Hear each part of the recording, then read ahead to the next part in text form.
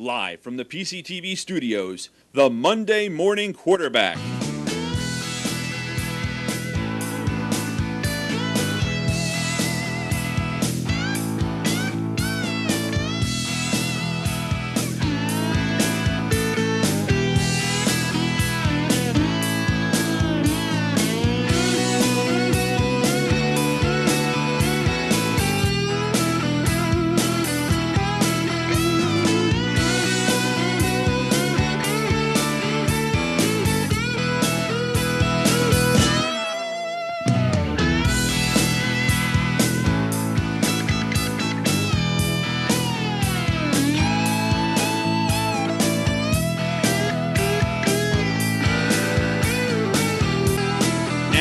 Your host, Dave Ridenauer.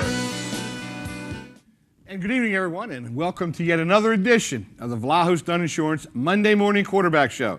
I'm Dave Ridenauer, the Monday Morning Quarterback, and we think we got a pretty good show for you planned this evening. We got a full house talking about the locals, all the high school action and things happening around this area. And we got our Player of the Week and coach and all the things going on that way as well. So sit back and relax. We're going to take a quick time out. When we come back, we're going to break down all last week's action right here on the Vlahos Dunn Insurance Monday Morning Quarterback Show. Stay tuned for more Monday Morning Quarterback right after this.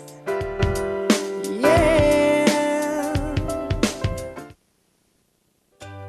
At Vlahos Dunn Insurance, we understand what moves people in business and in life, and we use this knowledge to better serve our clients. And we bring the same work ethic and commitment to our business as our customers do theirs. Vlahos Dunn Insurance, providing quality coverage to the Tri-County area since 1994. So call our knowledgeable staff.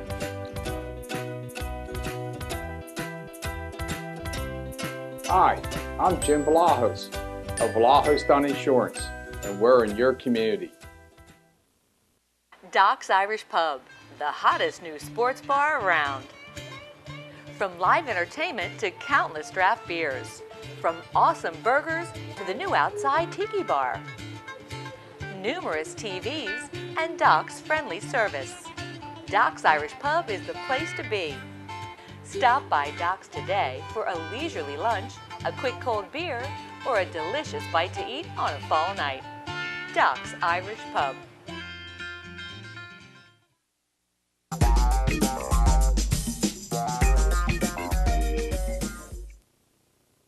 This portion of Monday Morning Quarterback is brought to you by A-to-Z Furniture. A-to-Z Furniture is located on 296 South Reading Avenue in Boyertown.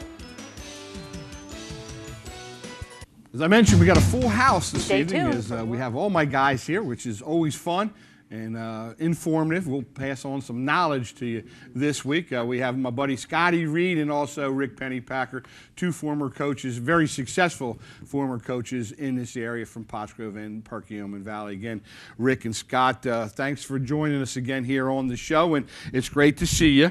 We're getting close to the back stretch, if you will, as we're going down the last couple of weeks here in the season, and all these different things are happening in points and wins and losses.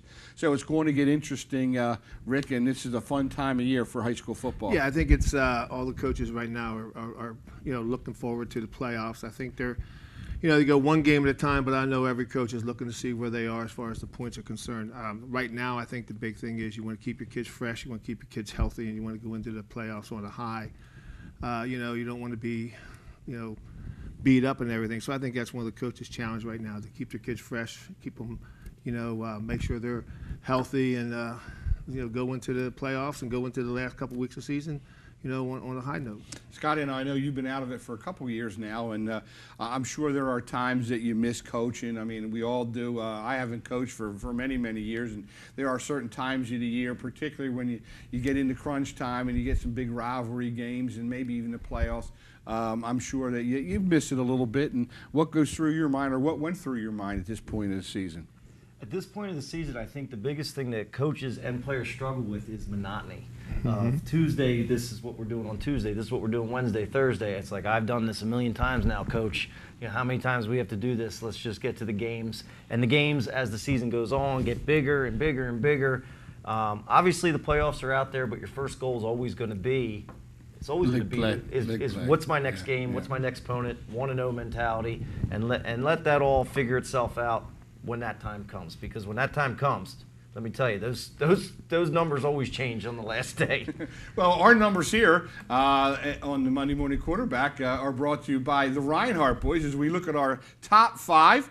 And our top 5 has created some controversy this year, which makes me happy. I know people are watching, and it gets them a little fired up.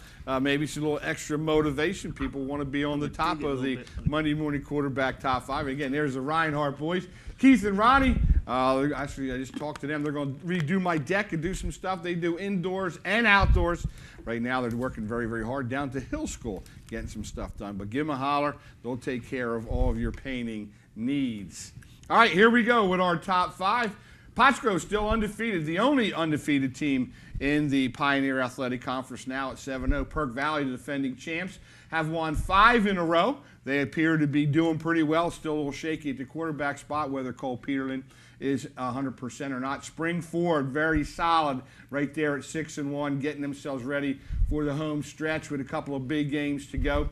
PJP doing real well. Rory Graver doing a nice job down there this year. And O&J still hanging around at 5-2. That is the Monday Morning Quarterback top 5, again, brought to you by Reinhardt Paint. Rick, you know, we shakes down the last couple of years. Pottsgrove and Perk Valley have gone after one another. And they're still, you know, on a pretty collision course. But there are a couple teams there, particularly Springford, laying in the weeds there, getting ready for the final couple weeks. Yeah, this is going to be interesting because, you know, Pottsgrove's got Upper Marion this week. And they're both undefeated in the Frontier Division. And Springford has O&J. So I think, you know, I know that this is all going to shake out. But right now, you know, it's interesting. You know, I was looking at some tiebreakers today.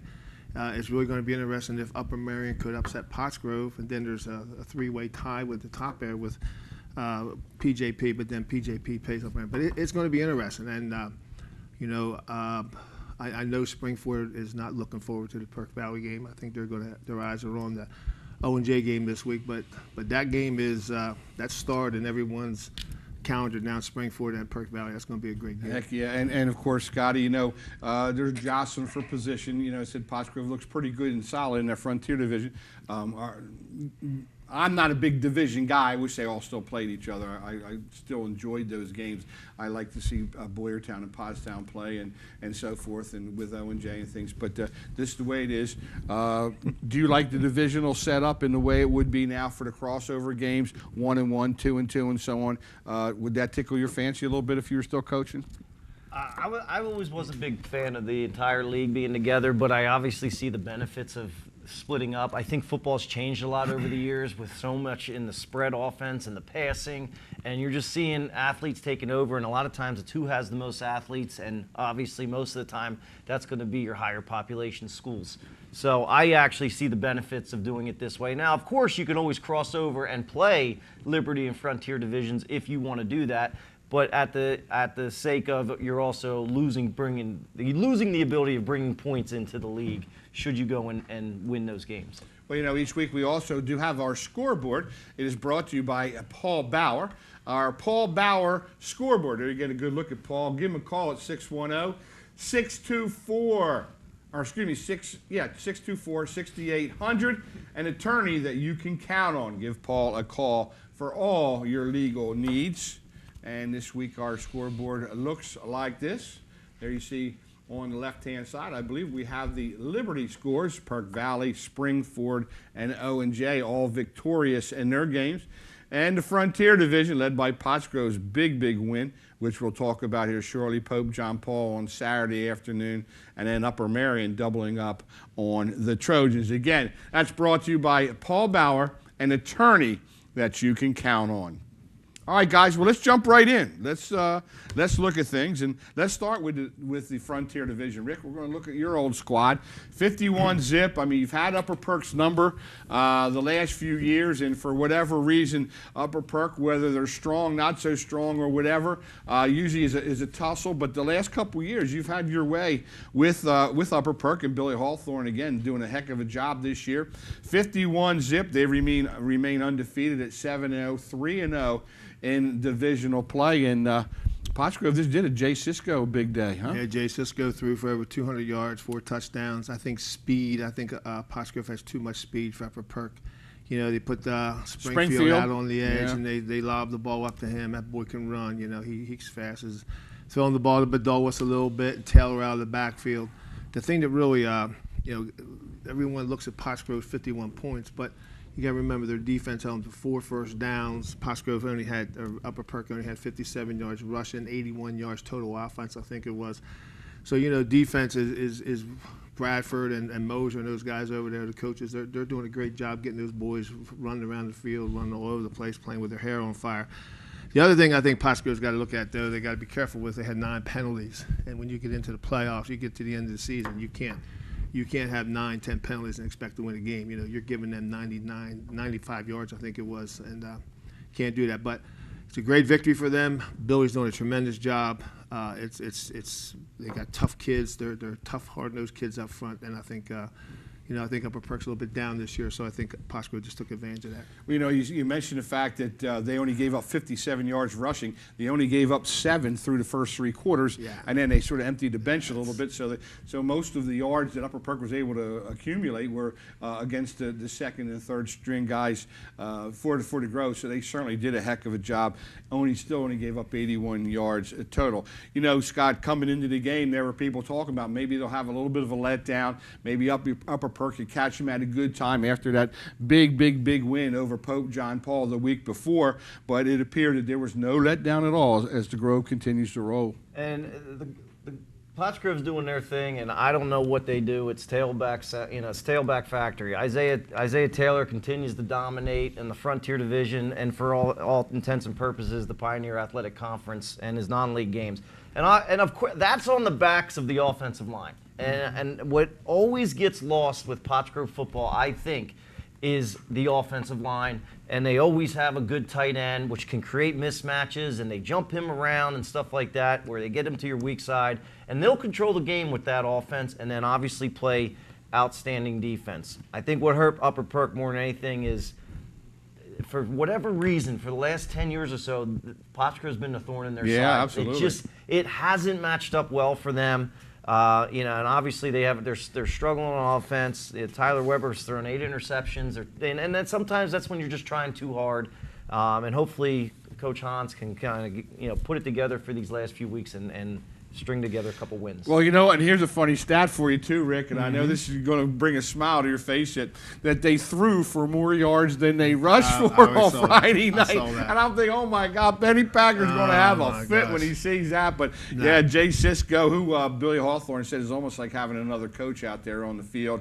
He's in his senior season, his second year. He's really grown into that position, and he's done a heck of a job. And you mentioned about the tight end, Ryan Bedolas, who doubles up as a defensive end, certainly one of the premier two-way players in the whole entire Pioneer Athletic Conference, not let alone the Frontier Division, and another big win as the Grove continues to impress. All right, now we have a big win. Our buddy Vic Brown down there in his second year at Upper Marion is doing a heck of a job. I mean, he has them playing good ball, undefeated in the Frontier Division at 3-0. 5-2 overall. This was a game that we thought might have been a toss-up game, Rick. You got Upper Marion and Pottstown, 2 teams that really think that they have a shot. Both of them were 4-2 going into the game. It was down at Upper Marion, but Upper Marion set the tempo early and pulled up a big 26-13 win. Yeah, I told you a couple weeks ago I saw Upper Marion play Owen J. Roberts, and I was impressed with what Victor Brown's doing down there. I think he's got some athletes on the field. He had a couple athletes hurt. I think a couple of his cornerbacks were hurt, and But I think that team, Upper Marion, has some great athletes playing for them right now. And I know their defense is very good. If their offense could ever get something going, this Clayton kid looks like he's getting better. Yeah. He's getting better every week. Yeah. The thing that, I look at things like each quarterback in that game threw for 3 interceptions, and Pottstown fumbled the ball 7 times. And you can't turn the ball over 9 times in a game and win a game. I'm sorry. My goodness. And I'm sure coach is going to go ahead. But, Wiggins kid had over 100 yards again rushing, and I guess he's still playing quarterback and throwing the ball around a little bit. But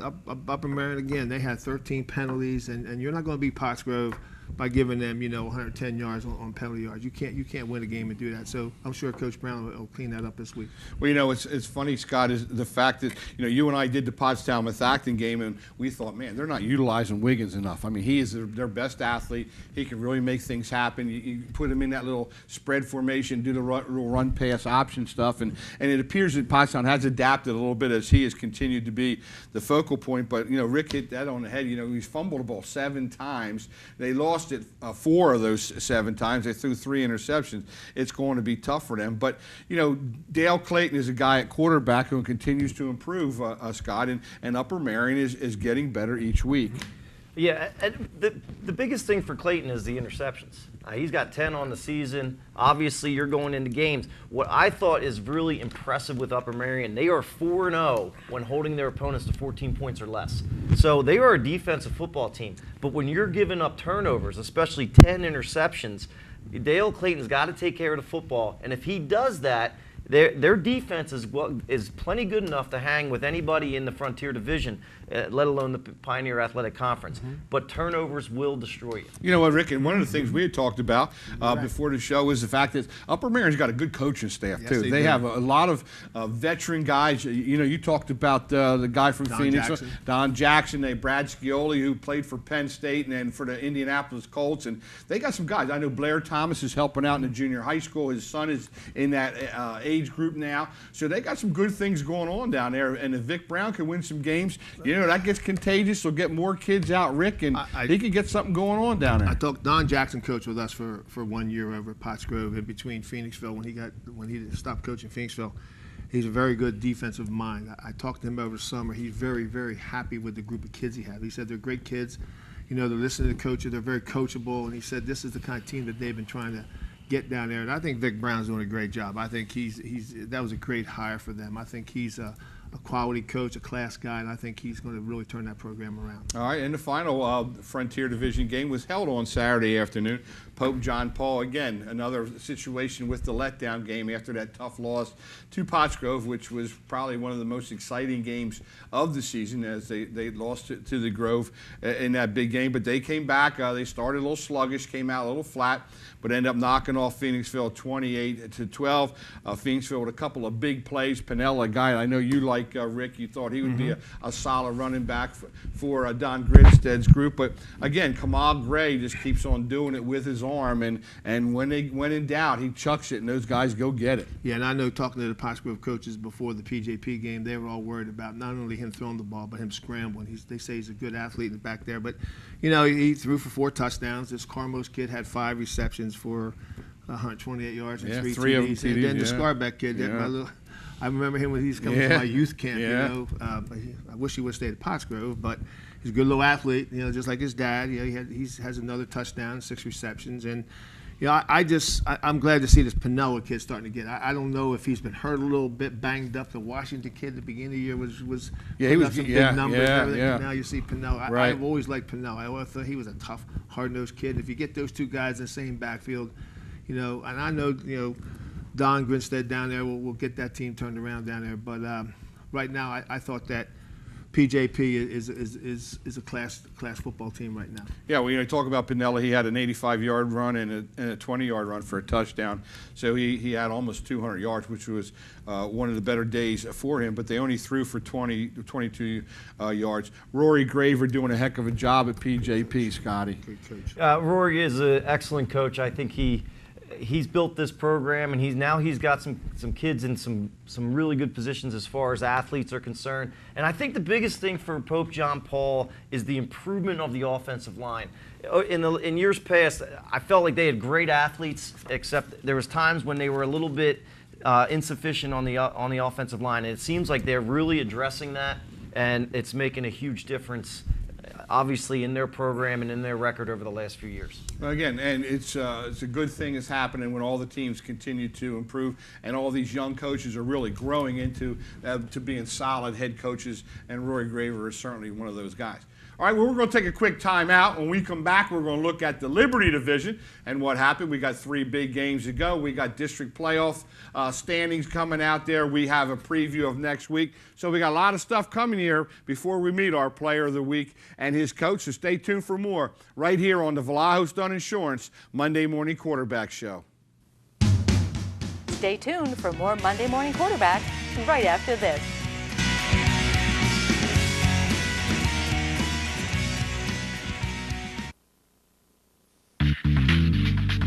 Fred Beans Ford of Boyertown is located on Route 100, just 2 miles north of Boyertown. Fred Beans Ford provides automotive sales, service, parts, and body shop all in one place.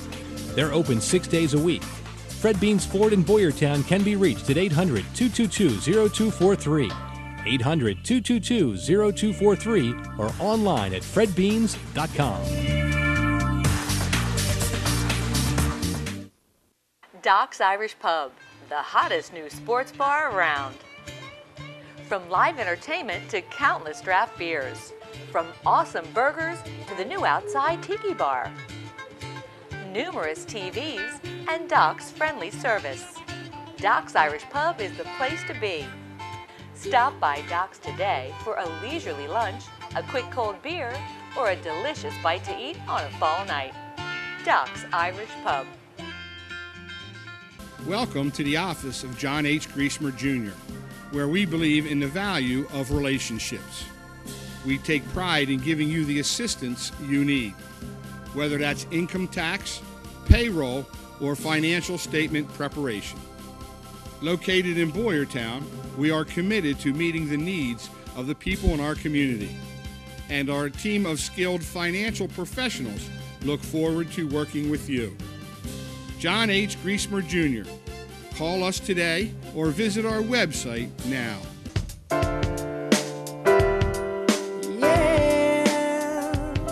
Back here at our PCTV Network studios at Pottstown High School, Dave Ryder here as the Monday Morning Quarterback on the Vlahos Dunn Insurance Monday Morning Quarterback Show with my 2 good buddies, Scott Reed and Rick Pennypacker. And Rick, let's look at the big guys now, the big schools, the Liberty Division. Owen J. Roberts hanging around. They're 5-2. They did what they had to do against a tough Norristown team. You know, Norristown was a couple big plays, a couple of monster plays. Isaiah Tucker returned a kickoff for a touchdown. They had some speed, some game breakers, but O&J did what they had to do. Looked like Cooper Chamberlain came back from his injury and was able to lead the Cats. You know, and it was 10-7 at halftime. It was a good game going into half, but then O&J, you know, this Martin kid rushes for 185 yards, and O&J rushed for 267 yards, and Norristown only had 98 yards rushing. So I think that's, you know, when you can run the football and you can't stop the run, you're in trouble. If you can run the football and stop the run, you got a chance to win the game. You know, there's only a couple teams in the league, and we'll get into one of them later, that can throw the ball more than they can run the football right now, but and be successful. Most teams that are successful right now are running the football. And you know, Norristown, you're going to be one-dimensional, throw the heck out of the ball back there. The O&J is going to get after them a little bit, and I think they did. But O&J, again, 9 penalties. You can't have 9 penalties going into the end of the year. And Norristown had 9 penalties and 2 turnovers, so that really compounded their problems, particularly in the second half. You know, we had talked, Scotty, that they had sort of a 2-headed quarterback there for a while. Coach Joe Milligan in his first season wasn't quite sure. He had Denolfi, he had Watson. It appears now that Watson has taken over as the primary quarterback, and he appears to be getting better. He threw for almost 130 yards, but they still have those problems offensively, and as Rick mentioned, you got to get a little more consistent and avoid all the penalties and turnovers. Coach Milligan, he knew the challenge he was getting into. This is a program that's a lot of kids have left to go to different private schools, whether it be Germantown Academy, Archbishop Carroll, Malvern Prep. They're going to come back home, and right now they're getting back to learning how to win. If you look at it, they had PV on the ropes all the way up until the fourth quarter. They had Owen J on the ropes into the third quarter. They're just going to have to get over the hump, and hopefully their seniors can lead them in this last stretch of the season. They can end on something positive. Coach Milligan can take them into next year. Look out for Norristown over the next couple of years, because those kids are, I think Coach Milligan and the staff he has in place are going to keep those kids home, and look out if Norristown keeps a full house home. And it'd be awesome. It'd be great for the league and great for Norristown. I know when I was younger and in high school here at Pottstown, we used to always run into Norristown. I always used to love playing those guys. Sort of Pottstown, Norristown, Coatesville, Phoenixville, we were all sort of the same kind of kids, and we had a lot of fun. And those guys had some great athletes down in Norristown. All right, let's go to your old school, Scotty. 18-9 against Methacton, the ever-improving Methacton gang down there. Dave Lotier, in his first season, has those guys in the game. Now, they haven't won as many as they probably would have liked to have won. They've won one, which is good, but they're in games. You know, they don't have the mercy rule running. They're not getting blown out. The kids aren't quitting on Dave Lotier. I think he's doing a heck of a job down there, Ricky, in his first season. Yeah, he's got those kids believing in his program and believing in his philosophy, and I think I think they're throwing the ball a little bit more than they want to, but again, this was a defensive battle. Perk Valley punted the ball 8 times. Methacton punted the ball 9 times, when you have 17 punts. But again, Perk Valley had 5 fumbles, lost 1, but I think they must have some problems with the exchange or whatever was going on. But again, this Dominic kid has 4 receptions, and the one thing I looked at was Methacton's down 14-0 to a rival, and they come back to get to 14-10. And that shows a little bit of heart of those kids and character of the coaching staff to keep those kids in the game like that. Absolutely. And the Battle Axe Trophy, which you were a part of, Scott, for a few years that I didn't know about, but I read some stuff up on it, which is an interesting battle between PV and Methacton. So obviously there's a little bit of a rivalry in there. But I like this John Moshe kid. I think if he can stay healthy, he can play. And now Steve Sturm's little brother seems to be jumping into the picture as a running back. Tell us a little bit about PV. Well, they got a lot of kids who are having to step up that they weren't really counting on. I know they got some injuries with Peter Lynn, and they have some offensive line injuries, and they've had some injuries in their linebacking core, and it's been one thing after another, and Coach Heiss has been going through a rough season. But with the combination of Moshe and Sturm, 2 different types of backs, they're both a little bit smaller on the smaller side, but they're quick, powerful, 2 different types of skill sets. And hopefully they can get something going here in the last couple weeks as they start to turn up for weeks 9 and 10 really in the Pioneer Athletic Conference. But again, defensively they've been consistent. Again, they hold Methacton to under 10 points. They had 9 on the afternoon. So when their offense is struggling a little bit, Cole Peterson has been bothered by a high ankle sprain. He came out to play to complete 11 passes and 2 of them for touchdowns. He did throw an interception, which he has not really done a lot of that. And again, as Rick said, Isaiah Domini, who really has done a heck of a job, he catches a touchdown pass, at least one for every 2 or 3 catches that he makes. He added another big reception for a touchdown. And, of course, the last game, the Springford Rams, I tell you, they're starting to crank it up. 66 points they put on the Boyertown Bears, who have really struggled, and they have been the team that Rick and I, from the outset, thought were going to be much improved. They beat Upper Perk in Game 1. They looked like they were going the right direction. Aiden Mathias, though, has been nicked up, the quarterback, the senior, who has really made that place go. Jamie Moshe has been a bright spot for the Bears, but defensively they have had some problems, and Ryan Ingro puts up some numbers on them, 6 touchdown passes against the Bears. Wow. 52 points and a half. Springford scored 52 points in the first half. That to me is unbelievable. The Ingro kid has 6 touchdown passes. Again, Springford only rushed for 89 yards, but they threw for 364 yards, and that's Chad's philosophy right now. I think they're really rolling right now, and I think that they're the team to beat right now. Even though Pottsgrove 7-0, they deserve that number 1 position there. I think that's going to be a matchup that. If it comes, I want to see that game. That would be a great one. And of course, Scotty, you and I were kidding a little bit before we went on the air that Chad Brubaker kind of pulling a Rick Pennypacker. Oh, they weren't going to beat anybody. They lost all these guys. I got to replace my quarterback. I got to do all this stuff. They appear to be ahead of schedule. There's no question about it. And I think early in the season what you saw was reliability on your defense and special teams and opportunistic taking advantage of turnovers. And you saw that Friday night. I mean, your Boyertown's a ball control offense, and unfortunately they had 5 fumbles on the night, and they lost all 5 of them. And when you're going to give Springford a short field and they have the ability to be aggressive without having much risk, you're going to get a lot of points scored on you, unfortunately. And I look at Springford right now. In 4 of their 6 games, they've scored over 30 points. And 66 Friday night and over 40 in another game. They are steamrolling right now, and they look like a force to be reckoned with. And on the other side of that for Boyertown, again, I hope that T.J. Miller can hold that group together because he is a great guy, and I think he's going to do some good things at Boyertown. Jamie Moshe, as I mentioned, one of the bright spots for the Bears. He had a 74-yard touchdown reception, 97-yard kickoff return. I believe he had 1 called back as well. So one of the fastest guys in the state of PA. I'm sure TJ wants to find ways to get him the ball as much as possible. Now, we have our District 1 playoff update. We've been working on that each week as we're getting closer and closer. So after 7 weeks, this is where everybody sort of stands here. In 6A, of course, number 1 is North Penn, number 2 Coatesville, probably the 2 best teams in the district. Everybody wants a shot at them somewhere along down the line to see how good their program measures up. But we have 3 teams. They take 16 of them out of 6A. They got Springford at number 7. Top 8 have a home game, so Springford can continue on where they are. They would be a home seed in the first round. PV is at number 10, and O&J at number 12, Rick. So we got 3 teams out of the 6A.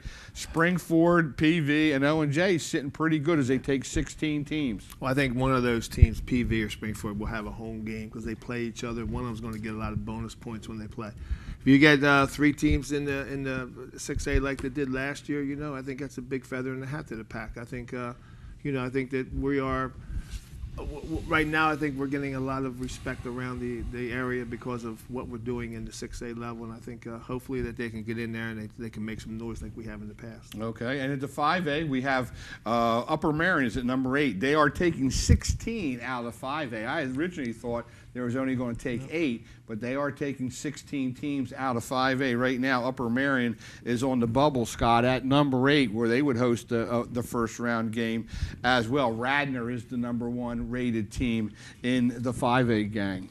And I actually think if you look around District 1 right now, there's a lot of leagues jealous of us. Chestmont likes our structure. The Central League likes our structure because what's happening is teams in 6A are going out and playing other big teams.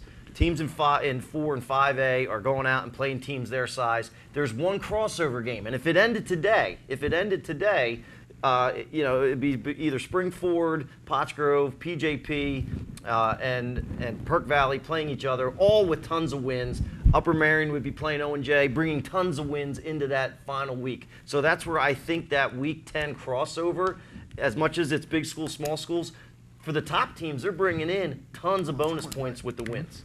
And again, Rick, in the 4A, which Pottsgrove is number 1 seed, and Pottstown is still at number 2 at 4 and 3. They will take 4 teams out of the 4A, but right now Pottsgrove and Pottstown appear to be pretty settled in and making the playoffs. I would say Pottsgrove is going to end up being number 1, just because even if they lose the next 2 games, they're going to get some points for the 2 teams they play. So I think Pottsgrove has got the upper hand there.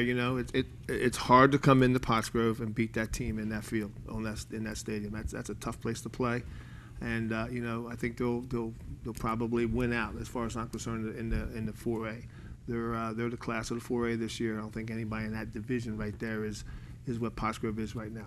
Well, it'd be interesting to see, and maybe the Trojans, Coach Fisher can win another game or so in there to solidify his spot in the district playoffs as well. And then the 3A, they only take 2 teams, and right now Conwell Egan out of District 12 in the city is number 1, and PJP is number 2. So it looks pretty good for those 2 teams, particularly PJP, but they do only take 2 teams in the 3A, Scott. Rory's got to stay on top of his game. Obviously, yes, and this is a huge week for them because they're going to have Pottstown.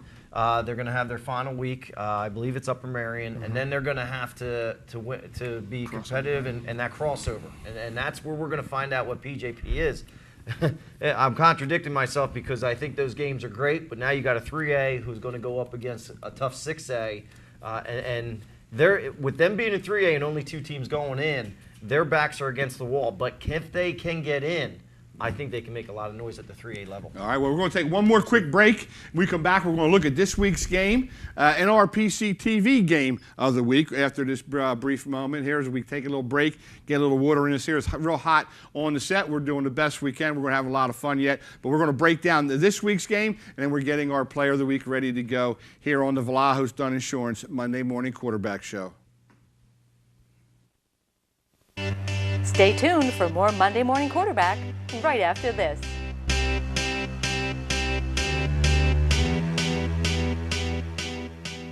Doc's Irish Pub, the hottest new sports bar around. From live entertainment to countless draft beers. From awesome burgers to the new outside tiki bar. Numerous TVs and Doc's friendly service. Doc's Irish Pub is the place to be. Stop by Doc's today for a leisurely lunch, a quick cold beer, or a delicious bite to eat on a fall night. Doc's Irish Pub. The newly remodeled and renovated Creekside Sports Bar and Grill sits on the Landis Creek Golf Course. Featuring live entertainment and weekly specials, the Creekside offers something for everyone. Discounted beer and wing prices during all Eagles games brings a being at the game feeling. With tailgating, big screen TVs, and wearing your team colors, you can bring the fall spirit to Creekside. So stop by the Creekside Sports Bar and Grill and see all the fun things it has to offer.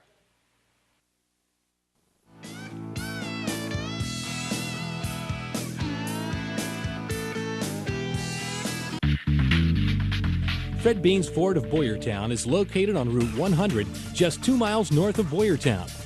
Fred Beans Ford provides automotive sales, service, parts, and body shop all in one place. They're open 6 days a week. Fred Beans Ford in Boyertown can be reached at 800-222-0243, 800-222-0243, or online at fredbeans.com. Back in 1949, Claude A. Reinhardt founded his family business, which has served the Pottstown and Tri-County area for over 50 years, specializing in residential and commercial interior and exterior painting, paper hanging, and brick restoration. Thanks to the commitment of tradition and values, Claude A. Reinhardt Painters has once again received this year's Reader's Choice Award. So if you're thinking about having an estimate or just need some good advice, give Ron or Keith Reinhardt a call and put your painting and decorating needs in our hands. Welcome to the office of John H. Griesemer Jr., where we believe in the value of relationships. We take pride in giving you the assistance you need, whether that's income tax, payroll, or financial statement preparation. Located in Boyertown, we are committed to meeting the needs of the people in our community, and our team of skilled financial professionals look forward to working with you. At Vlahos Dunn Insurance, we understand what moves people in business and in life, and we use this knowledge to better serve our clients. And we bring the same work ethic and commitment to our business as our customers do theirs. Vlahos Dunn Insurance, providing quality coverage to the Tri-County area since 1994. So call our knowledgeable staff.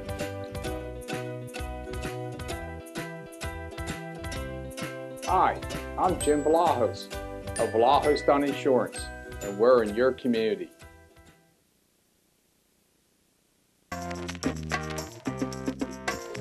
And we're back here on the Vlahos Dunn Insurance Monday Morning Quarterback. I'm Dave Reiner, the Monday Morning Quarterback, and we're having some fun here with Rick Pennypacker and Scott Reed as we look at this week's games real quick as we get ready to meet our Player of the Week. And again, let's start off in the Frontier Division this week. We have a big game. We have Phoenixville at Upper Perk for both these two teams. They're trying to right the ship a little bit.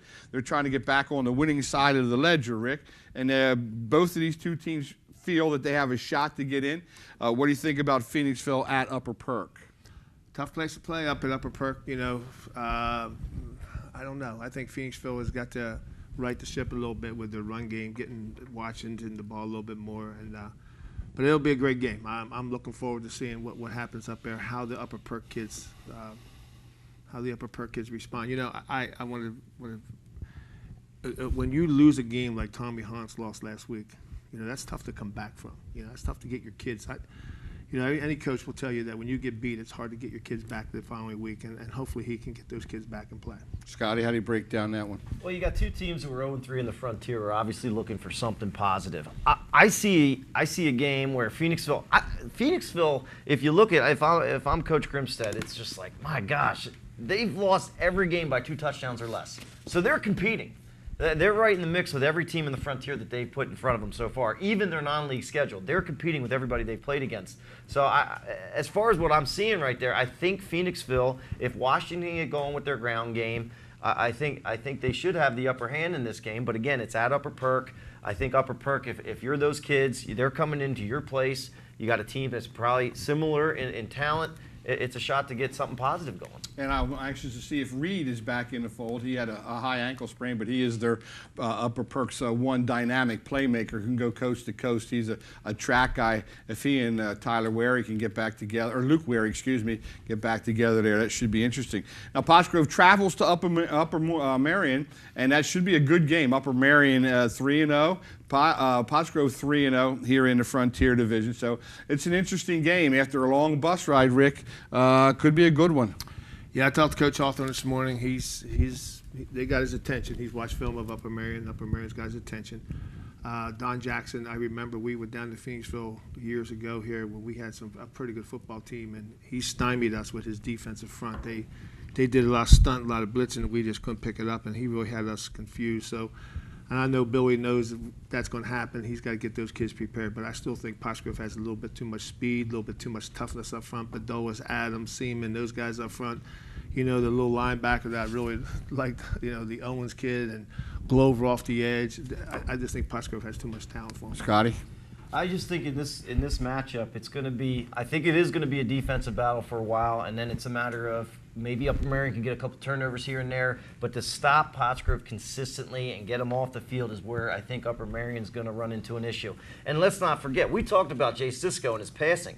He's not passing a lot, but when he does, it's for big yardage. This kid's got 8 touchdowns to 1 interception. His best target, their top receiver, has 3 receptions with his Bedolas, but every one of his receptions is over 30 yards. Yeah. So that means everybody's coming up on the run, and when they want to pass, it's high percentage efficient passing. All right, and our game of the week right here on the PCTV Network Sports Channel will be Pope John Paul taking on the Trojans here at Grigg Memorial. And again, we have Pope John Paul hanging in there, trying to get in there for the playoff spot. And the Trojans doing the same thing. Coach Fisher trying to get his team to beat somebody who they weren't supposed to beat. They got to win this game. He wants to get a signature win under his belt. It should be interesting for the Trojans and the Golden Panthers, Rick. Yeah, you know, both teams are fighting for playoffs. I think Pottstown's got a pretty good chance of making the playoffs if they get one more win here in the next 2 weeks. But I think Rory is doing a great job down there. He's got those kids playing at a high level. I think he wants to get in here, get a win, not get anyone hurt, and get out of here because Pottstown playing over here, I've done that many times. I know Scotty has too, and this is not a fun place to play. And so I don't know if it's a rival game for Pottstown. I don't know how they feel, but you come in here, you're not ready to play, they can put it to you. Scotty? I just think right now, Pottstown's playing very good defense. I think they got to find ways to get a little bit of the pressure off Wiggins. You know, maybe get him in the shotgun a little bit more so he can see what's going on. His supporting staff's got to help a little bit. Figueroa, both of them, Ezra and Nehemiah, are going to have to do some stuff. Daniel Darden, you can't put it all on the quarterback. Kamal Gray's got Scarback. He's got Cormos. He's got McCafferty. And Natali. That's where I think is going to be a little bigger issue is when Pottstown's only looking at Wiggins and Figueroa. Somebody else has to step up to keep Pope John Paul honest. We'll stop out here and watch the game here Friday night at Grigg Memorial, then go home and watch us here on the PCTV Network. Okay, guys, pretty quickly here, we're sort of running out of time. Springford at O&J, and again, I know this is one that both teams have had circled on their calendars. It was a tough game last year as O&J shut out Springford. There was a little animosity towards the end of that game, Rick. That should be a pretty tough game on Friday night in Bucktown. I can't wait to see it. I want to see if this Martin kid can run the football against that vaulted defensive Springford. Engro, he's going to have a little challenge over there with Owen J, because those kids, that defense over there, they think they're pretty good over there. So I want to see how that works out. But I just think that there's too much talent in the skill positions for Springford right now. All right, Scott, let's go to the next game, Boyertown at PV. Boyertown reeling a little bit again without Matthias. They have really struggled at the quarterback position. We talked about Moshe. We talked about some of their playmakers, but defensively they haven't played well. Can PV continue their role? I think right now what PV's doing is they're finding ways to win. They've been tested, and I'm not sure. Sometimes I wonder, hey, is it good to go out and dominate your games? And they haven't. And then you have on the other side, but they've also been tested and playing games into the fourth quarter. Sometimes there's something to be said for that, to be pushed, to be tested, and play games in the fourth quarter where some of the other coaches, like Springford, might be game managing into the fourth quarter, trying to get everybody in, being a little more conservative. Those are the types of things. They are playing 4 quarters of football. So, but Boyertown just got to keep their turnovers down. And I think if they can do that and the penalties down, I think they can hang in there. All right, Rick, and break down this last one for us before we have to go. Methacton at Norristown. Again, here's 2 teams that are struggling for wins, 2 young coaches that are really trying to establish and build their programs. I'm sure Saturday afternoon this is going to be a heck of a ball game between these 2 teams. Yeah, and I think both coaches are looking for that signature win to get the kids, get one under the belt there. And I think that I think Methacton is really playing very well right now. I haven't really seen Norristown yet, so I'm looking forward to seeing what happens there. Yeah, it should be a good one. Should be a good one. And again, I want to thank Rick and Scott for dropping by this week again, talking all about it. We learned a lot about the locals, and you got some good knowledge from 2 good men right here, 2 very, very successful coaches in our area. All right, we're going to take a quick time out. When we come back, we're going to meet our player of the week and his coach right here on the Vlahos Dunn Insurance Monday Morning Quarterback Show. Stay tuned for more Monday Morning Quarterback right after this.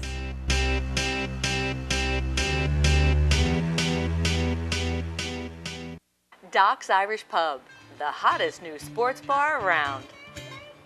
From live entertainment to countless draft beers. From awesome burgers to the new outside tiki bar. Numerous TVs and Doc's friendly service. Doc's Irish Pub is the place to be. Stop by Doc's today for a leisurely lunch, a quick cold beer, or a delicious bite to eat on a fall night. Doc's Irish Pub. The newly remodeled and renovated Creekside Sports Bar and Grill sits on the Landis Creek Golf Course. Featuring live entertainment and weekly specials, the Creekside offers something for everyone. Discounted beer and wing prices during all Eagles games brings a being at the game feeling. With tailgating, big screen TVs, and wearing your team colors, you can bring the fall spirit to Creekside. So stop by the Creekside Sports Bar and Grill and see all the fun things it has to offer.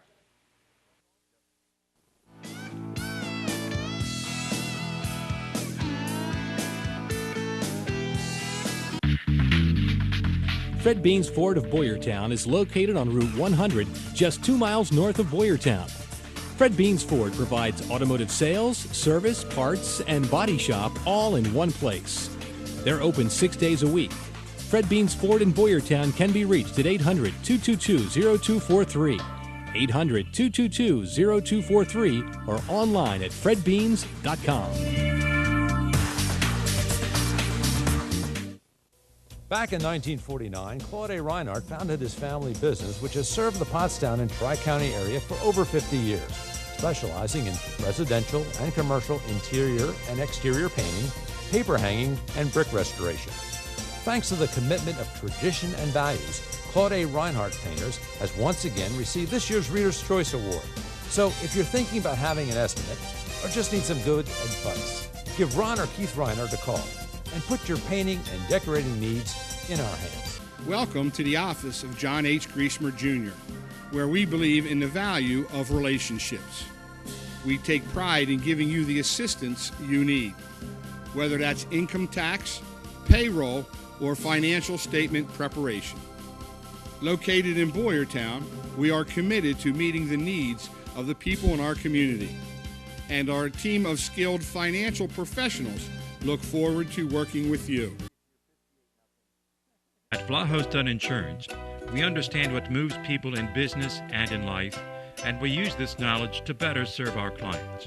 And we bring the same work ethic and commitment to our business as our customers do theirs.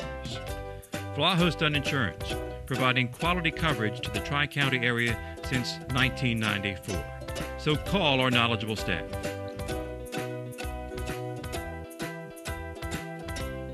Hi, I'm Jim Vlahos of Vlahos Dunn Insurance, and we're in your community.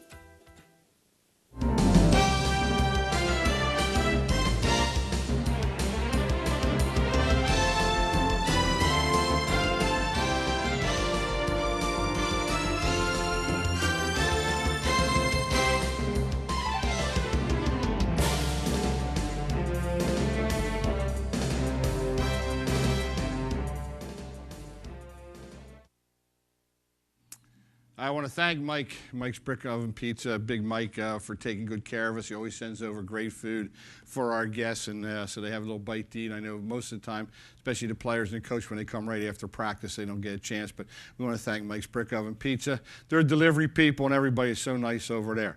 Now we have our Player of the Week, and again, our Player of the Week is brought to you by the Trophy and Plaque Shack. My good friend Charlie Pierce, Pat Montgomery down there, they really do an excellent job. They're very gracious and they help us out a lot, and also the Complete Graphics Incorporated. They take care of all my certificates and everything that I need to be done. I want to thank those guys. The Ritwich boys are very, very good to us here as well. As you can see there, Ryan Engro, the junior quarterback from Springford, is our Player of the Week, and his coach in his 9th season, I believe, down at Springford. Chad Brubaker. Chad is the old man of the gang now in his 9th season, and it's hard to believe that A, you're the old man of the group, and B, it's 9 years, buddy, I'll tell you. Yeah, it is pretty amazing. We talked about that earlier. It kind of it's actually, I would say, a sadder thing than it is a good thing, because coaching is tough, and you have a window, a shorter window and a shorter leash, it seems. And I don't know if you saw this, Dave, this week. Actually, last week, PJ Fleck said something really, really interesting. He said, I think that in the last 15 years, Minnesota's 4-26 against Wisconsin and Iowa, who are their rivals. Right. And he said it comes down to that they've had stability. Iowa's had Hayden Fry and Kirk Ferentz for the past how long? Yeah. And then Barry Alvarez at Wisconsin, even though they've gone through a couple coaches, he's been the AD and head coach. Yeah. So he said, we got to overcome that, So I thought that was interesting, and it's on point. Yeah, I agree with that. Again, Rick Pennypacker just left at 29 years at Pottsgrove, and I don't know if you'll make 29 or not. If you want to, I hope you do. If I make 29, I'll be how old? Well, it doesn't matter. I'm just saying that, it's good to see the coaches that stick around. And I want to congratulate Ryan Engro, number 7 for the Rams, with a monster game, 6 touchdown passes, all kinds of things happening for you. Congratulations, Ryan, and welcome to the show. Thank you for having me. All right, and then now let's talk about this guy a little bit here, Chad. I know that you put a lot of pressure on your quarterbacks. You expect a lot out of them. You had a pretty good one there that preceded Mr. Engro here, and T.J. Pergine, and he left, and he was a guy that really molded into a pretty good quarterback. What kinds of expectations did you have for young Ryan Engro as you're heading into the 2018 season? No, we put a lot on our quarterbacks. We really do. Quite honestly, we give them the play concept, and Ryan has to take over from there. So that means everything from deciding which side of the ball to run to, who's our point person, getting the formation, getting guys in the right formation, and all the way down the line. So we have high expectations for our quarterbacks. I think you have to always have high expectations. Kids are kids, and they tend to either rise to the occasion. Wherever you set the bar, that's where they're going to get to. And so you want to set the bar real high for them. and they're going to continue to strive to reach that. Well, you know what's funny, Ryan, is that I played quarterback back in the early '70s at Pottstown, and I found that playing the quarterback position is probably more mental than it is physical. You know, especially now today with all the film and stuff that you guys watch and all the things that are available through Huddle and all those different things. You even have a lot more mental than we had back then. But do you find that to be the case, that there's a lot of mental things that you have to get yourself ready for? Yeah, I mean, you have to spend a lot of time studying film, seeing what the opponents are going to do, and just knowing our game plan and what they're going to do. As a young quarterback, when you're first starting to watch film, was it tough for you? Like, you're thinking, what am I supposed to be looking at? What am I supposed to be watching? That kind of stuff. Or did you have Per Gene, or did you have coach helping you or whatever? I know myself back in those days, and we had the old 8mm or 16 millimeter film. It was horrible. You couldn't even really watch it. But, you know, what am I supposed to be looking at? How was that for you when you first started watching film? I mean, it was hard just to like sit down and really focus on film and like just sit for like 30 minutes and just watch it. But I've had a lot of people help me, you know, just get through it and see what to look for and just how to really diagnose what the defense does. So things are getting a little easier for you now. You know, even though this is your first year of being really the guy, I mean, you got some time, you got some playing time, JV ball, you got some mop-up duties and stuff like that last year, whatever. But now that you're the guy, you're in your 7th season, so you're no longer a young guy anymore now, right? You're a seasoned quarterback. Yeah, I guess you could consider me that. Now, Coach, obviously you like to do some things. You've been a creative offensive guy, a little bit more so maybe than some of the others. And some people say, you know, this or that. And I know Rick Pennypacker even brought up the fact that you only rushed for 89 yards on Friday night, but you threw for almost 400 yards. Tell us a little bit about that and your philosophy here. Well, I can tell you that, you know, most of the game Friday night, they kept 7 in the box, or a lot of the game.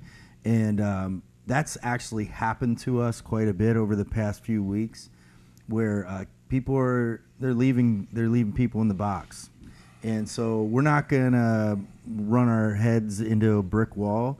Again, Ryan's largely in charge of that. He counts the box, and if we're outnumbered, we're not gonna run into that. So we pretty much are going to go by what the defense dictates, and you know, we're going to try to dictate a little by formation. But if teams keep guys in the box, then you know we're going to throw the ball, and right now we have at least 6 capable receivers. We have 5 guys with over 200 yards receiving, and on Friday night, 5 different players caught touchdowns. Yeah. So, you know, we feel good about that group. We like one of the guys that caught a touchdown pass was our running back. So, you know, you can get your running back the ball in different ways, but if teams clear out the box, we're going to run the ball. So, you know, and we've done that. Like, actually, probably our best rushing game overall was against one of our tougher opponents, Wilson, and they vacated the box, and we ran the ball pretty effectively. You know, when you first started out quarterback, and then you're trying to process all these things, were you find yourself having difficulty getting all this stuff done before the play clock starting to wear out now? I mean, were you having issues like that at first? Yeah, it was hard to like really get a relationship with the center and getting things down. Yeah, I know, because I said I'm thinking, all right, I'm trying to look at the play clock, or have the play clock going in my mind, and you're trying to get the play, you're trying to count the guys in the box and all your things. I'm sure that's starting to get a little bit more second nature to you now. Yeah, it is. Yeah, and I'm sure, Coach, you know, those are some of the growing pains that you have to go through, and you know, young Ryan, a bright kid who's absorbing all this stuff, right. I'm sure it gets a little easier as you go into the season. Earlier in the year, you know, we're a no-huddle team. We don't huddle up, and we had a couple delay game penalties. So some of the processing, you know, it is tough. And, again, when we're asking our quarterback to do certain things, we try to take some things off of his plate and put it on other guys. But at the end of the day, if they're not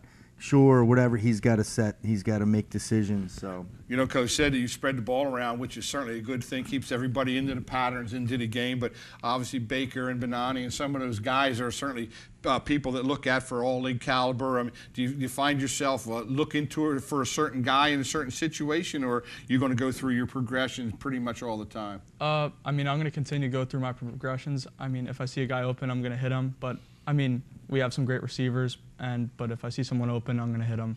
That makes your job a little bit easier too, having some pretty good receivers. And sometimes you throw the ball up there and they can go get it. You know, Baker, the basketball player, and Benani, a nice kid too. And he said this Nick Teets, I guess it is, sort of come into his own here in the last couple of weeks. A young sophomore that you sort of had some high hopes for. So obviously he's starting to help out as well. Yeah, and Blaise Scarcelli, yeah, as well right, as Stephen Stone's Brill. Brother, right? Yeah. Yep, as well as Stephen Brill, you know, hitting him out of the backfield a little bit. Max Bunn caught his first touchdown pass on Friday after being injured a couple games. So we have some guys, and we came into the season thinking, you know, we had a pretty good receiver group. I'd like to see them improve their downfield blocking and be a little bit more physical, but we'll get them there. You know, it's kind of funny was when you get into this game now, you get into your non-league season, you're playing your teams that you don't really know as well, and you play your Wilsons, your Exeters. Now you're playing your guys in your backyard. Do you notice a little bit of a difference in the play? I mean, you know some of these guys, maybe Ryan. I mean, how do you correlate with that?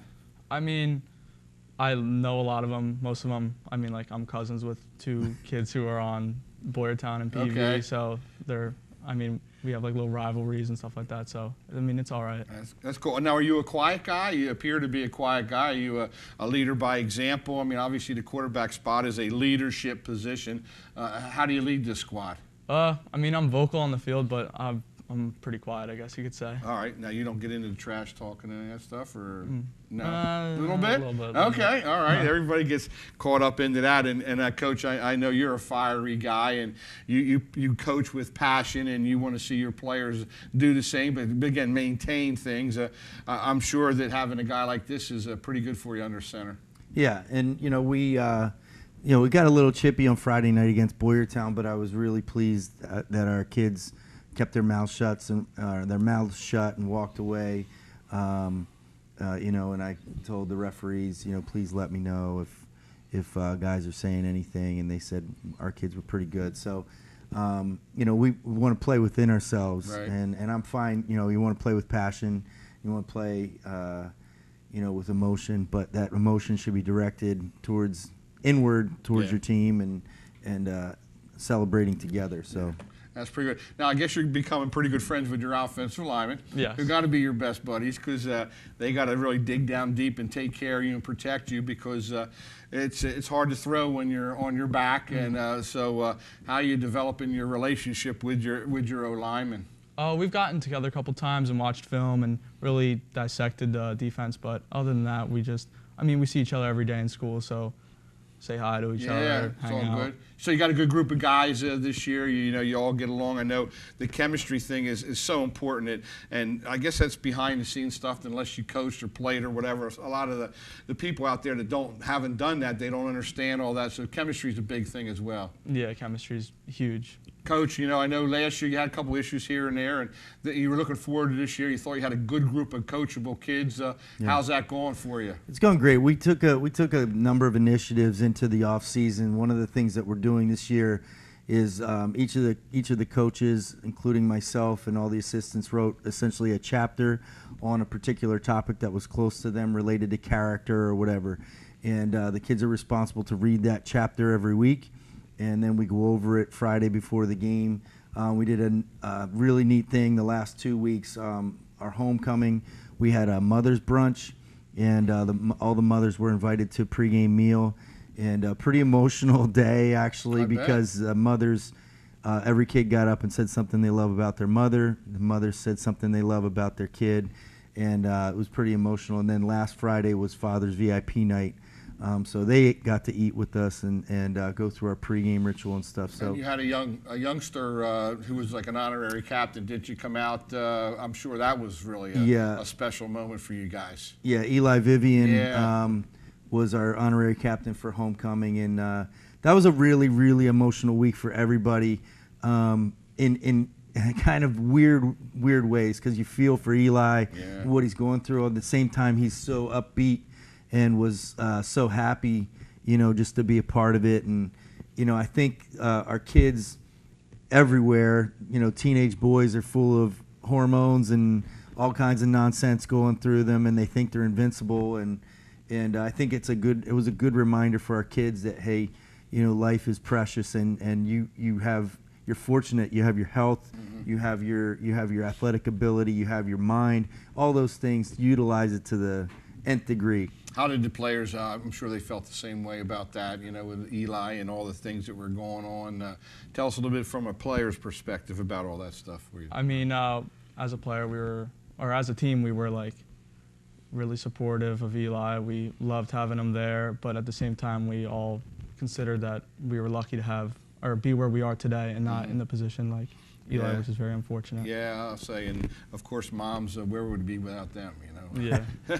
They're sort of like the team secretary, mom. I mean, without them, and a lot of times they're overlooked, and I'm sure all the mothers out there really appreciate that, Chad, and that's very admirable of you to get that into your program as well. Now, last year, you sort of went downhill at the end of the season. You lost your last the last 3 games, I guess, and in some pretty big numbers, and then you got in the first round and lost in the Chamonix. So I'm sure there's some bad wounds you want to get hooked up with as you head into the tail end of the season here. Where are you guys at now as you head into O&J this week? Yeah, well, last year we beat the crossover team. Oh, that's right. I'm sorry. But, right. Okay. But other than that, that last year's O&J game, it was one of those nights that nothing seemed to go right. We had a big long touchdown run at the beginning of maybe the second quarter, second half, one that we got called back, and you thought, okay, now we got the momentum, and it got called back for a holding call. So, and there's a couple calls that didn't go our way, and ultimately the kids have to overcome that, and as a team you have to overcome that, and we just didn't. And it was just one of those nights. And like I said last year, hats off to O&J. They did a great job. We struggled throughout the night.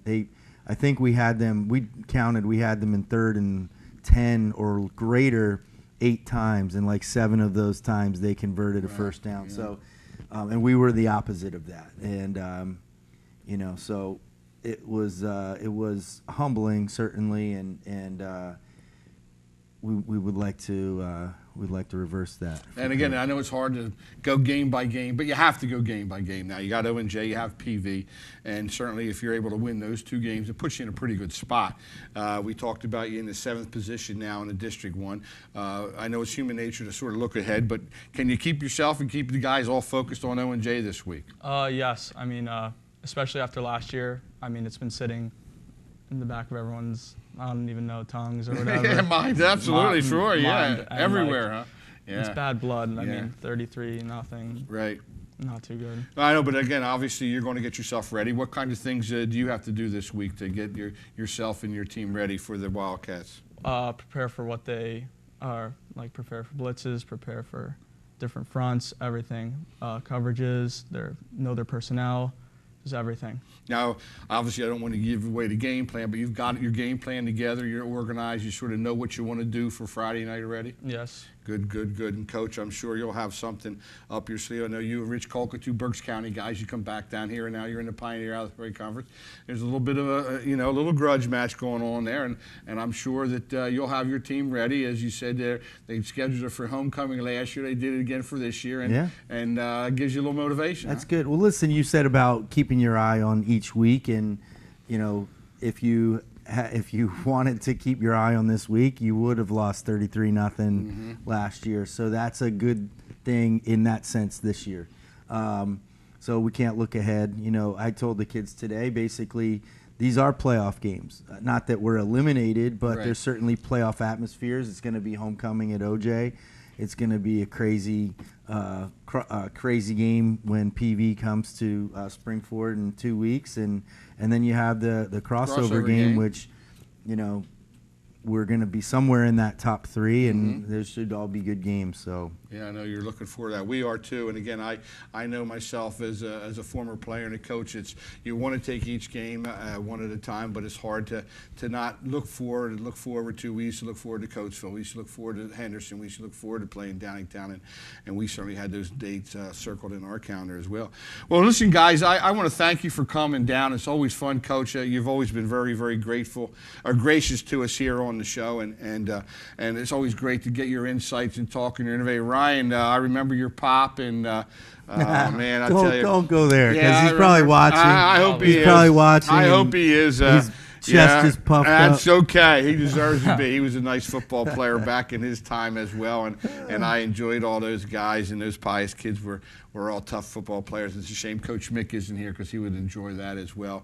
He certainly was one of the proudest alum and coach, and not alum, but a coach at St. Pius, and he loved all those guys. Well, listen, I want to wish you the best of luck this weekend for the rest of the season. Ryan, keep it going. 1,500 yards already. You got crazy numbers, 20 touchdowns, and the thing I like, Coach, and I'm sure you're very happy, only 2 picks. You're lucky that I'm not playing in that secondary anymore because I'll be snatching those balls. But good job with that. Great touchdown to interception ratio, and your percentage over 50%, which is a good thing. Get it closer to 60, hopefully, and you're ready to rock and roll. But we have some things for you, Ryan. And again, I want to thank you for coming down, and you can show your dad all this stuff here, too. This is, again, courtesy of the CGI gang, the Richwich boys. That is your certificate giving you the Player of the Week, and then also our little mini Heisman, we call it here, from the Trophy and Plaque Shack here for our Player of the Week. Ryan Engro, the quarterback, wears number 7 for the Rams. And Coach, can you do us one favor, though? When you get new jerseys, try not to get white jerseys with light yellow numbers so that we can't see what the heck is going on. I hear you. That's been when we first got them, that was something right away. They were supposed to be outlined a little thicker in blue, the numbers, and for whatever reason that didn't happen. But duly noted. It's been reminded each of the past 5 years. We are getting new uniforms for next fall. We're on that cycle. So. Sweet. And hopefully we'll be down there to check you out in that PV game, but one game at a time. Good luck over at Bucktown this week. All right, that is Ryan Engro, the junior quarterback, is our Player of the Week. 6 touchdowns through the air. What a heck of a game against those Boyertown Bears. And in his 9th season, doing a heck of a job, has Springford on the target for the playoffs and maybe even a Pioneer Athletic Conference championship right here in Springford. All right, I'm Dave Reiner. We're going to come back and talk a little bit of Eagles once we come back from our timeout. But again, I want to thank these guys for stopping in. We'll be right back. Stay tuned for more Monday Morning Quarterback right after this.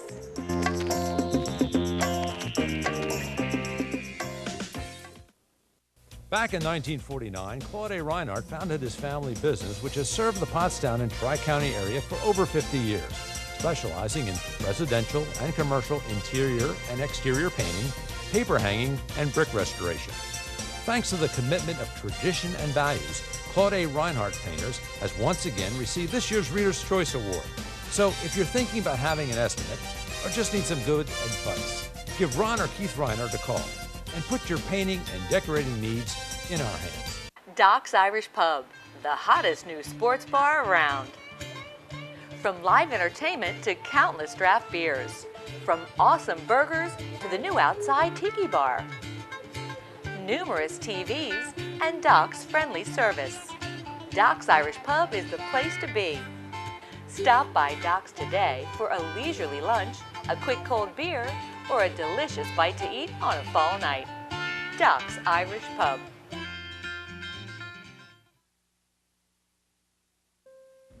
Established in 1916 and granted membership into the Philadelphia Golf Association in 1920, Brookside Country Club is well known for its challenging layout and true, fast greens.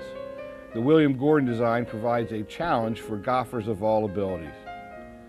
Brookside Country Club offers traditional club amenities in a family-friendly atmosphere.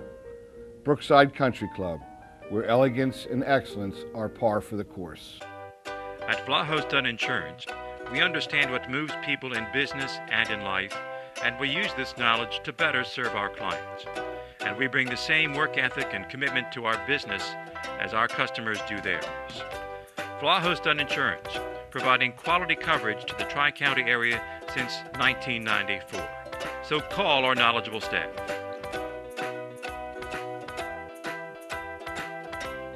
Hi, I'm Jim Vlahos of Vlahos Dunn Insurance, and we're in your community.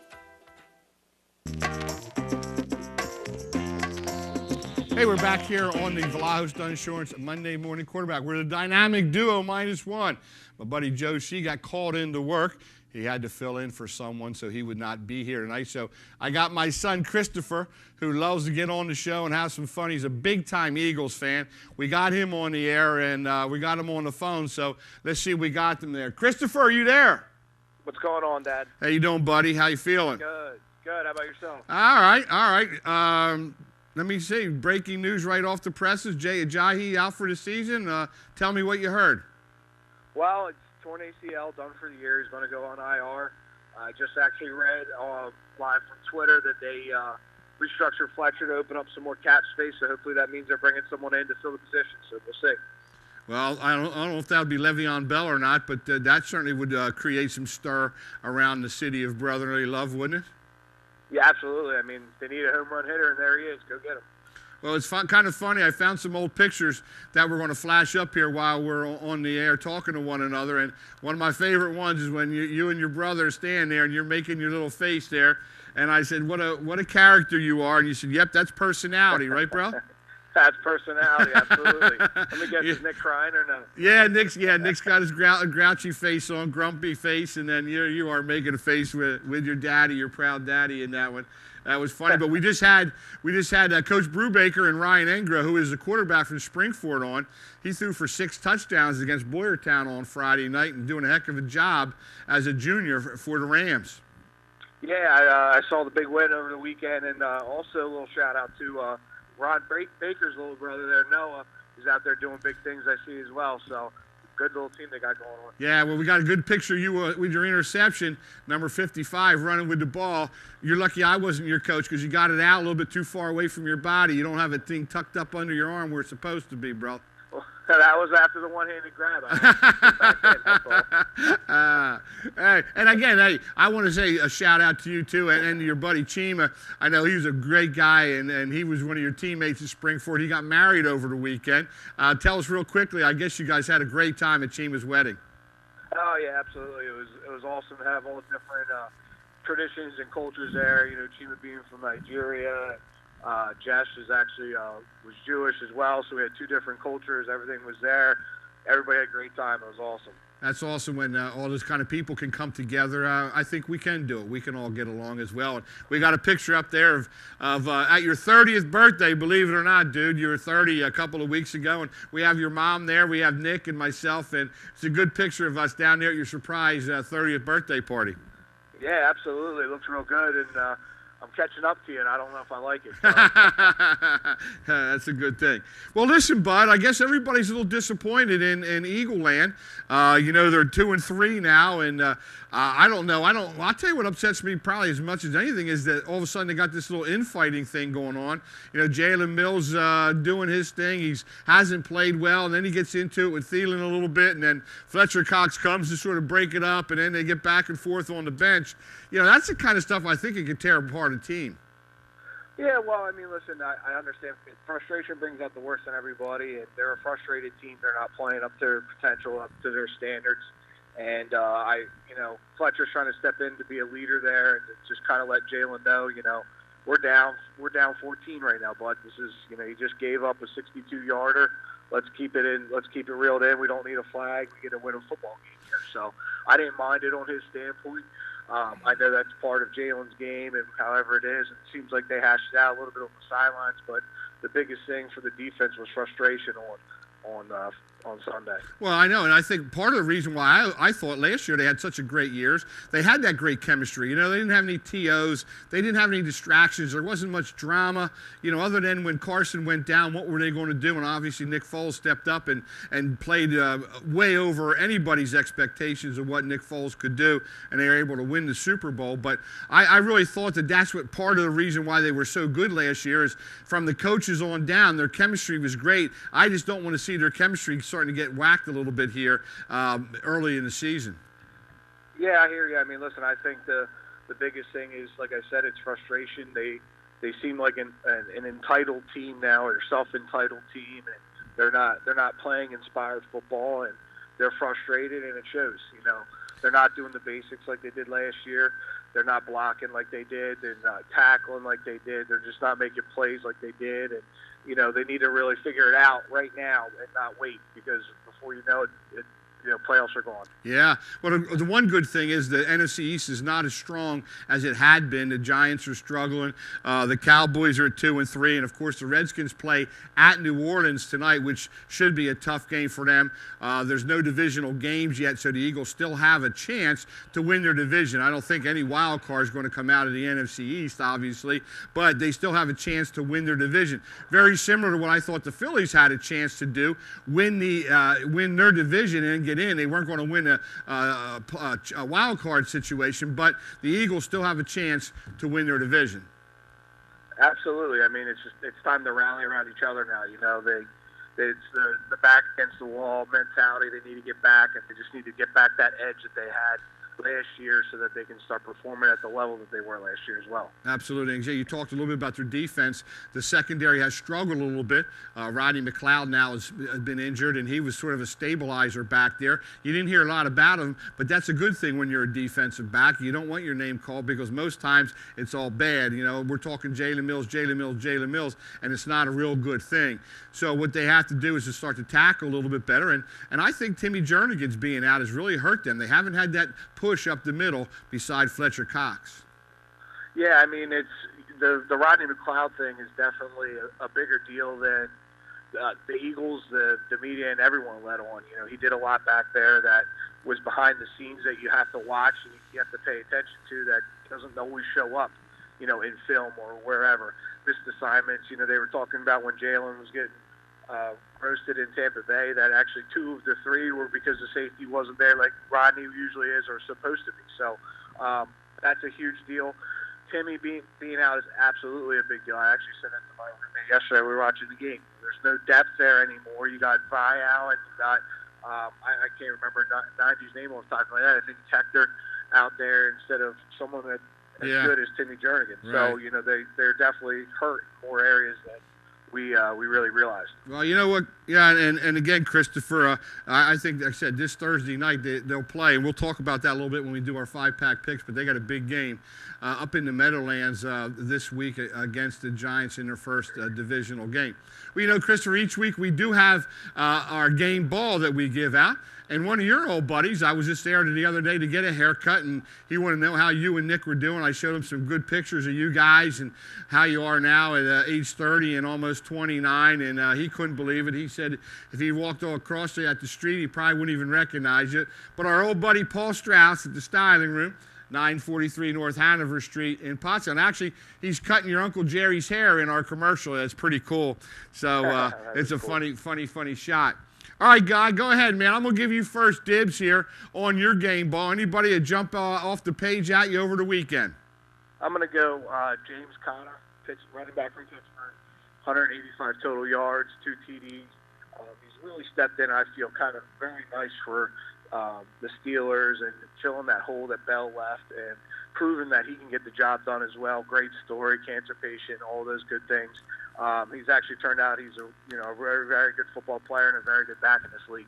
Yeah, well, obviously he's certainly a guy that everybody will root for. I saw pieces on him when he went through his cancer situation while he was at the University of Pittsburgh and how everyone loved him and the way he was with the other patients and things. And James Conner certainly a guy you want to look up to and sort of take after for sure for the Pittsburgh Steelers. I'm going to go with a running back as well, Isaiah Crowell from the New York Jets. I had to send a little text message to my old buddy Rusty Rhodes. He's the biggest Denver Bronco fan that I know, and Crowell set a career high against him with 219 yards and a touchdown as the Jets, the Jets knocked off the Broncos. So we got that going as well. So that is our game balls brought to you by the Styling Room here in Potsdam. All right, bud, let's go to our 5-pack picks. Let's break them down a little bit. Again, our 5-pack picks are brought to you by Izzy's on 3rd. Go over there and see Kurt and all the guys, Paul Bauer, tell them that we sent you Jimmy the Cineo.